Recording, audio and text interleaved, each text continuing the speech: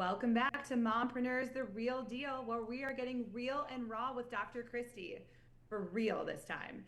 We have talked about hormonal health and the importance of that. We have talked about sexual intimacy and the importance of orgasm, which is very important. If you didn't see the last segment, go back and watch it, please.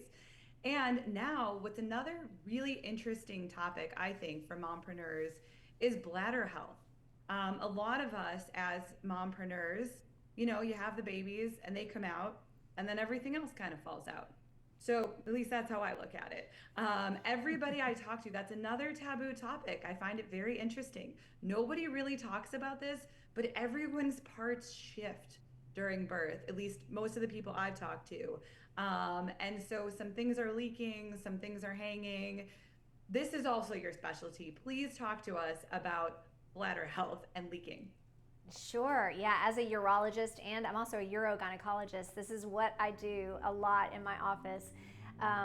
After childbirth, with just carrying the baby, even if you have a C-section sometimes, but definitely with the vaginal delivery, all that pressure pushing through, it stretches out the attachments of the bladder and the rectum and the uterus. Everything gets stretched down. And then can start to migrate towards the opening of the vagina.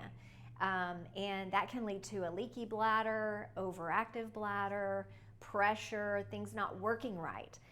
You do not need to live with that. I mean, it's so sad to me that women think that that is normal. And actually, I've heard women say that their gynecologist told them that's normal after you have children. It is not normal, and it is not something that we need to live with.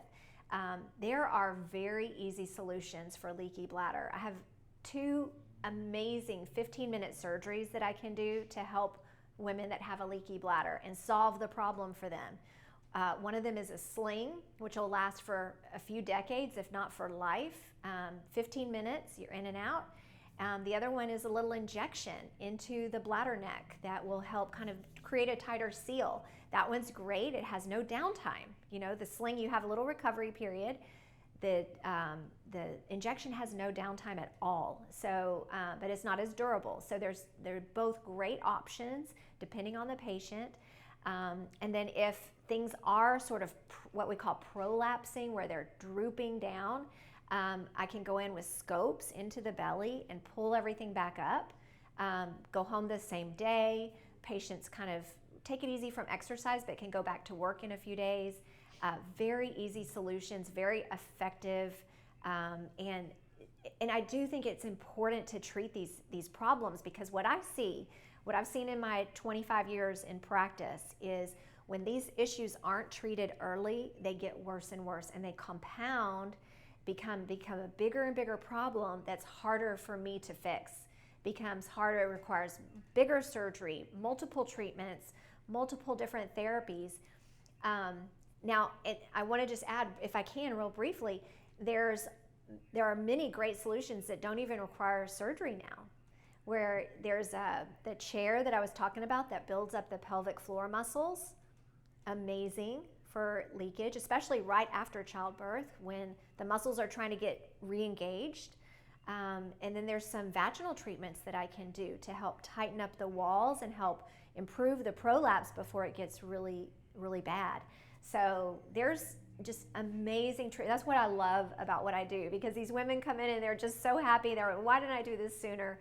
And that's part of my mission in life, is to let people know about these different treatments and how easy it is. And it's so important.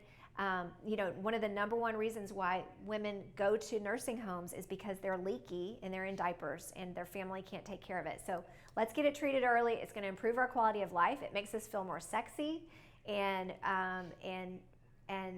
keep us out of the nursing home eventually. So I just want to highlight, ladies, we do not have to live with these issues. It's kind of like the sex topic. And even menopause, I'm gonna be frank, women's health isn't talked about. Nothing in women's health. Why is it taboo? And how do we start generating these conversations and really bring awareness? Because I'm I'm in that menopausal phase right now, and I can't even go to my mom. Like, she doesn't even want to talk about it. And I'm like, is this normal? Is this normal for our family? I don't know, because no one will talk about it. Well, I think what I observe is it's changing, that more people are talking about it. I see some of my colleagues are really honing in on this online. We're getting more education out there so that people are more interested in talking about it and feel more comfortable talking about it. Unfortunately, women's health is very underfunded compared to men's health. That's the bottom line. The studies are usually based on men. They focus on men's studies more than they focus on women's studies. And so we're trying to advocate for more women's studies, to put more money into it so that we can figure out what exactly we need and get the education out there. Well, we really appreciate everything that you're doing and everything that you've brought to us. It has been super enlightening to us, and we're drawing to the end of our show. Unfortunately, we only have a few more minutes.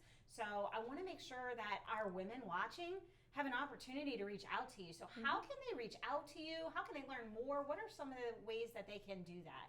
Well, I did write a book last year that I just wanted to highlight briefly. It's called The BioVitality Blueprint, where I talk about all these issues and more. And it's a plan for just have your elite health and a joyful life. That's what I want people to take away from this is, how can I get all these different areas of my life dialed in so that I can live my very best life that I'm created to do, and whatever I'm designed to give to the world, that I can just keep giving more of that. That's what I want to help women do. And so if they want to find me, I'm at my website for my practice is LifeSculptMD.com. And we're also on social media. And then I have my own personal channels on social media under the hashtag or the handle Love Life Medicine. Love Life Medicine. Because I love life and I want people have a better love life. And we're using medicine and surgery and innovative technologies to help women accomplish that. So I'd love for you to reach out to me. Also, I'm on YouTube as well. Well, I'm just going to highlight that book one more time. It is The BioVitality Blueprint, A Woman's Plan for Elite Health and a Joyful Life by Dr. Christi. Pick it up, ladies. It is definitely worth a read. As soon as I met Dr. Christi, I read it on my Kindle because I'm a Kindle reader. But I just wanted to make sure that you saw this because it is amazing. And we need more advocacy in our lives. And Dr. Christi is definitely an advocate for us, all of our mompreneurs. Thank you. And it's on Amazon. You can get this book on Amazon. This has been fantastic, Dr. Christi. Seriously, I feel like I've learned so much. And I think the biggest takeaway, Jen, you can agree or disagree, is really reach out. I mean, I think women are so, and especially mompreneurs, are so used to just living with, lack of sex or lack of orgasms or leaky bladders or prolapsed everything.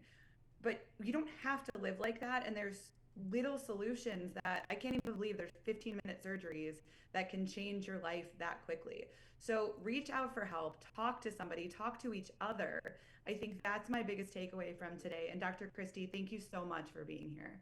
Oh, thank you so much, Jen and Sarah, for having me. It's been just a great time, and I just love talking to you. Thank you for this great opportunity.